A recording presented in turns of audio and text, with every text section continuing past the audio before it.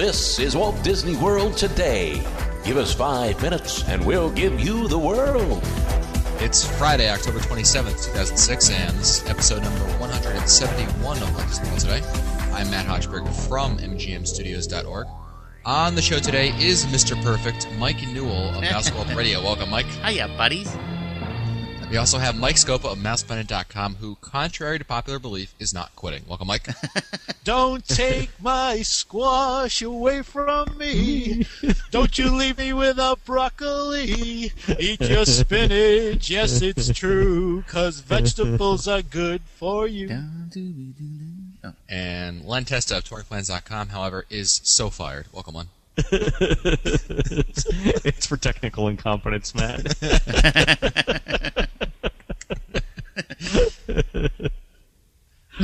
Well, today we're talking about the holiday activities going on at Epcot. The holiday celebration at Epcot runs from November 24th through December 30th, which is kind of interesting because the holiday stuff runs at the studios from November 13th through January 6th.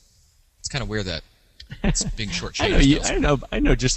Just like me, you guys celebrate Christmas for 2 months. Even you, Hochberg, except for the time around Hanukkah. But just like 8 or 9 days right there that yeah. Yeah. We won't find Matt at the candlelight procession. Well, you never know. Yeah. Actually, I've gone to the candlelight processional 2 years in a row. Thank you. I go there for the 45 seconds of Jewish songs. That's sort of the token sort of the diversity moment. Yep. It's a tribute to all religions, but mostly Christianity. Well put, Len. You're so unfired right now. Thanks. Trying to play my way back on the team. What about the Jewish song? We got 45 seconds. So for everyone who may have just started listening to the show, that's a parody of the Muppet Vision 3D film where they Sam the Eagle says it's a tribute to all countries, but mainly America. Anyway, let's start at there's a lot of things going on at Epcot, and the first is the Mickey tree lighting. This is I don't think I've actually seen the lighting. I've seen the tree, obviously. They put it right at the entrance to World Showcase if you're coming from Future World, right, Mike Scopa? That is correct, Matt. Right there. Yep. It's a big tree that's at the end of that long trestle, that white trestle where they have the Lights of Winter, and every night at 6 o'clock they celebrate a tradition of lighting the Christmas tree, and they have Mickey and friends, and they have some music going on, and they light the tree every night at 6 o'clock. It actually draws quite a crowd. Have you been there recently to see it? I have watched it from afar. It's got quite a few people involved in it. Yeah, holiday, Friday, weekend nights, I guess, are really packed. During the week, it's not that bad, but Fridays and Saturdays, especially, wow, big time. What I find more interesting than I'm sure the tree lighting is pretty interesting, but the Lights of Winter, which are right before the tree in Future World, that is cool. That's awesome. That's really like the unheralded treasure of all the with the music and everything. So it's like this. So it's like a gingerbread lattice walkway, but it's got to go on for a good 50 or 60 yards, wouldn't you say? Oh yeah, about 120 feet, 125 feet. Yeah. Okay, so 42 or 43 yards. 39 meters for you that are in the metric zone. Right. But it's an all white sort of lattice structure during the day, and I don't know if you can see too many of the lights, but at night it's all multicolored and the lights are twinkling. It's almost like a very small facsimile of the Osborne spectacle of lights, but much more tastefully done, I would think. And they're synchronized to the music too. That's right. Yeah, I like it quite a bit. Music is Trans-Siberian Orchestra, I think. Is it really? I think that's what it is. Didn't we do a Trans-Siberian Orchestra tribute last year, or was that too much eggnog at the Walt Disney World Today company Christmas party? No, that sounds familiar. I remember talking about this. It's all so familiar. It's all so familiar. But the other thing, in addition to the lights dancing to the music, they also change colors. Am I right? Or was I something? No, they change colors, they shimmer, Yeah. and I think that what's nice about this, and I love this because they are going to hold this well into first week in January. I think January 9th is the last day they will have these operating. So when you go for the marathon, it's great because you can still see all these Christmas lights around then, and it's not as crowded. So for those who are going sometime in early January, you'll be able to see this as well. Along with all those things that are going on, you've still got the holiday storytellers. And Len, why don't you explain to our listeners what the holiday storytellers are? So the holiday storytellers are typically characters drawn from the folklore of the country, the host country. So if you're in Norway, for example, you get a Norwegian character who does a small, intimate show a few times during the day, where they'll tell you about the holiday customs of the particular host country. So, for example, in Norway, it's a guy dressed like an elf, dressed up like an elf. I gotta find a better way of saying that. He's Papa Noel, right? He's not a gnome, is he? Is he? No, he's not a gnome. No, I don't think he's a gnome. He might be a gnome. I could be wrong. But he tells the story of the traditions of the Christmas holidays from the perspective of the host country. It's really interesting because it's not like the sort of big 600-person theater presentation that you get throughout Epcot. This is really touchy-feely with some interaction going on between you and the storyteller, and it's really just walks out to a certain point in the pavilion and starts his show. It's almost like the Streetmosphere characters. Yeah. Mm-hmm. But a little bit more formal. And so each country does their own different thing. I think in the UK they talk about like the history of Christmas cards, which is way more interesting than it sounds. Italy does a couple of things. What is it? It's what's her name? La Befana? La Befana.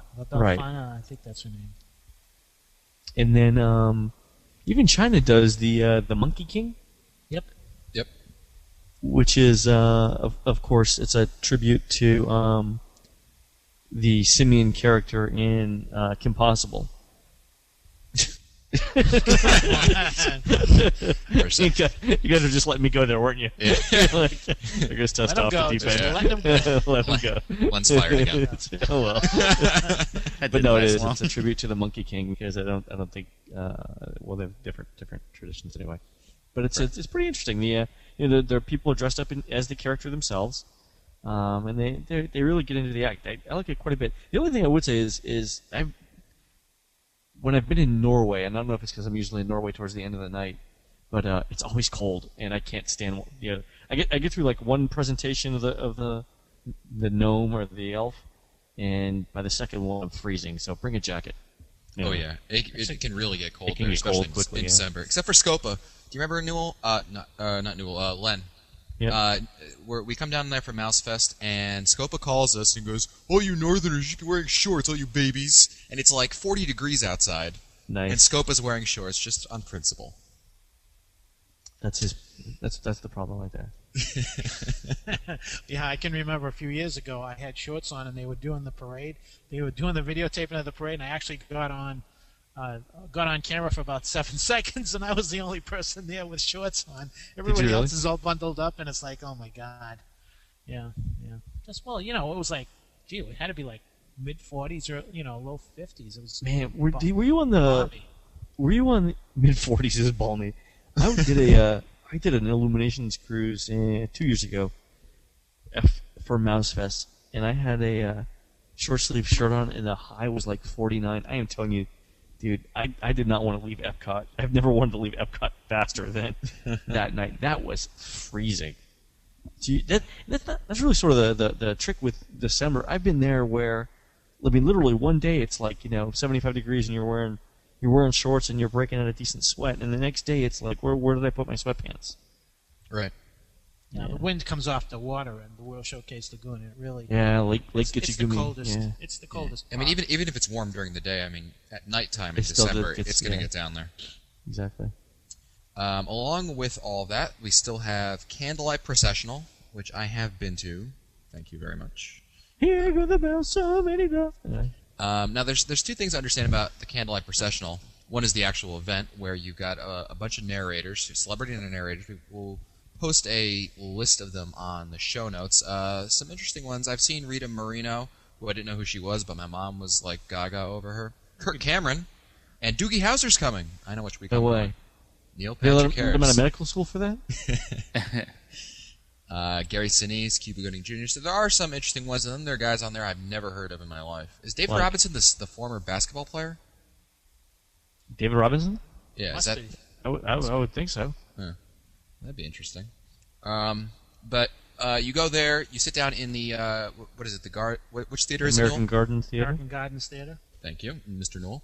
And you sit down there, and they really just. I mean, I'm not Jewish. I am Jewish. I'm not Jewish, but I play one on a show. I'm not a Jew, but I play one on a show. It's really a great show, and I encourage anybody to go watch it because it's really a very well done, a lot of fun. However, I would highly recommend, and I think Len and I think everyone here would back me up in saying that you really, really, really, really should get the Candlelight Processional dinner package. Yeah, it's really the only way to guarantee seating, especially for the later shows. I got the package, which means you have a guaranteed seat. However, I had to get in the line. Now, this is in America. I didn't actually get onto the line until Morocco. Wow. That's how far That's a back hike. the line went back. So it's highly recommended. Mike Scopa, can you tell our listeners a little bit about the package, the dinner package? Well, the dinner package has changed quite a bit from previous years. In previous years, you could call up well in advance, and you could book, book the dinner package. And I think there are 2 or 3 tiers. There's a tier 1 restaurant, there's tier 2 restaurants, and tier 3 restaurants. Obviously, based on price. So you would secure the performance that you'd want to go to. So let's say you wanted to go to the 5 o'clock performance on December 6th, and then what you could do is then make your dinner package reservation for, let's say, I don't know, La Cellier, and which I did last year. And what that would do is, like Matt said, it guarantees a seat for that performance for that night. And that's important because, like Matt was saying, I mean, there are people, I have talked with people who have actually stood in line so far in advance that they've watched the show twice before sitting down for the third show. Wow. That's how loaded it gets sometimes in December. But what's nice is that you get everything locked in, and it doesn't really cost that much more. Now, that was in the past. Now it's a little bit different, depending upon what performance you want to attend. That decision then triggers what time frame you can eat at whatever restaurant you choose. And so you may be eating your candlelight dinner packaged meal at like 2 o'clock in the afternoon. You may be paying. Yeah, that's the one downside. And are you paying? I don't remember. I could have sworn that you were actually paying dinner prices at lunchtime. Yeah. No, the for tier 1, which is Beer Garden or Garden Grill, you're paying for lunch pricing, which gives you access to the 5 o'clock show, $27.99. Whereas that goes all the way up to, if you do the tier 3, which gives you like Le Cellier, for lunch at the 5 o'clock show, $39.99 for an adult. That's not bad. Well, that depends upon what you get, but that's not bad for. Well, considering that you could eat at the you could get the dining package, the regular dining plan, and it would cost you $38, and you get a sit down meal, a counter service meal, and a snack, and this is only giving you one meal. Never mind the dinner pricing, which is if you're there for dinner, just dinner is going to cost you $45.99 at Le Cellier, Japan, Italy, Coral Reef, or Chef de France. So I mean, it's expensive, but I think it's worth it. I mean, you're gonna have to eat dinner anyway, right? So you might as well just treat yourself out and get a guaranteed seat because it's so much easier. You don't want to be waiting in line for all night just to see this show, It's a great show. And we should mention that there are something like 300 voices on stage, made up of present and past Voices of Liberty, as well as choirs from organizations and schools in the area. And it's a live orchestra, and it's the story of Christmas, and it's quite an experience. And regardless of what people say, it really doesn't matter which performance you go to. Some people say, well, I don't want to go to the early one because it's not dark at that time. But by the time the show is about 1/3 of the way through, the sun is down and it is dark. So Yeah. any performance is good. Some interesting notes about the candlelight dinner package. You must eat prior to the candlelight showtime. You must guarantee your package with a credit card when you book it, so you have to put money down on like a regular when you make a reservation anywhere on Walt Disney World property. You pay when you get there. The package does include a non-alcoholic drink, but does not include tax, gratuity, or lobster. Right. That's extra. Yeah, which is interesting that tax isn't. Usually they tack on tax and gratuity into the little package price, which makes it a little more bearable. But all I can tell you, people, is beer garden. Yeah, beer garden. That's the best. That's certainly, I think probably the best value. Yeah. Yeah, I've done beer garden twice. I did Nine Dragons last year because it was a last minute kind of thing, and Was that what was left? that was all that was left. It was like Yeah. it was Nine Dragons or something else that was not. Yeah, I believe that. Yeah. I was thinking of the Christmas Story at the end when they were all eating in the Chinese restaurant. Rah, rah, rah, rah, rah, rah, rah. And then they chopped off the duck's head right in front of us. It was That's really right. cute. Funny. We got a picture of it with the photo pass. awesome. And and Len and Scopa's favorite thing about the holidays, of course, is Christmas illuminations. Len? Oh yeah. Mr. Scopa. After you, Mr. Testa. It's regular illuminations, but with what is colloquially known as the Peace on Earth finale, where they do Walter Cronkite's narrating sort of the story of the birth of Jesus, and it's got the music keeps going on, but it's not illuminations music; it's custom music. And then there's more fireworks. But the really impressive thing is about, I think it's between 3 and 5 minutes long? It's about 5 minutes long, Len, and I recall seeing somewhere the number of shells that they fire off during those 5 minutes, but I'm pretty sure that the number of shells that they fire off between those 5 minutes is pretty close to the number of shells that they fire for the entire Illuminations show. It's just amazing. Yeah, well, you and I, we saw it. I mean, every time I've seen it, I've gotten pelted with ash at the end of that tag. Yeah, but it's just it's just a ton. The interesting thing is that they the number of shells that they fire simultaneously just like shakes one the right ground after for the good. So I really like that quite a bit. And they're doing aren't they displaying stuff on Spaceship Earth with giant lasers as we do that too? With they Christmas greetings in different languages? Yeah. Oh yeah, that's right. I remember that last year. Mike Newell, what is your favorite part of Christmas illumination, or not illuminations, but Christmas at Epcot? That's a good question. I was only there once before, which was last year for Mouse Fest. So I really don't have much experience with it. I just love being there at that time. He was too busy still recording Scopa walking around the parks, Exactly. interviewing Mike, people. Did you see Illuminations last year, Mike? Yes. Because I'm planning to go over there after the first night. You'll be there the first night when I'm there. Wednesday night? Maybe Yes. we'll both go over to Illuminations and watch that. I'm there. Quickly, of there are 5 things here I've got listed. These 5 major things that are going on at Epcot. Let's start with Len. Len, just quickly say which of the 5 you think is your favorite of them. I'll go with Illuminations. Scopa? It's Illuminations with a close second being the Lights of Winter. A very close second. Ooh. Newell? I love the Lights of Winter. I thought that was outstanding. It was the first time I have ever seen that, which is, it blows you away the first time you see it. It's really cool. Yeah, I'll go with Lights of Winter with honorable mention to Illuminations. I also want to thank, before we go, a listener from Ventura, California, who sent me a bag full of Wonka bars. So thank you very much for that. I couldn't find a name on the package, but whichever Wonka bar Santa Claus that's out there, thank you so much. He gets all the stuff. Yeah. He gets everything. Still I haven't checked to see whether we can actually thank her on the air, but you know who you are. Yeah. Wonka bar Santa Claus, thank you. Wonka bar Santa Claus, thank you. And that's it for us today. If you want to find older episodes, read our show notes, or send us your comments, visit the Walt Disney World Today website at www.today.com. You can also email us at questions@www.today.com. For Len Testa, Mike Scopa, and Mike Newell, I'm Matt Hochberg. We'll see you on the next show.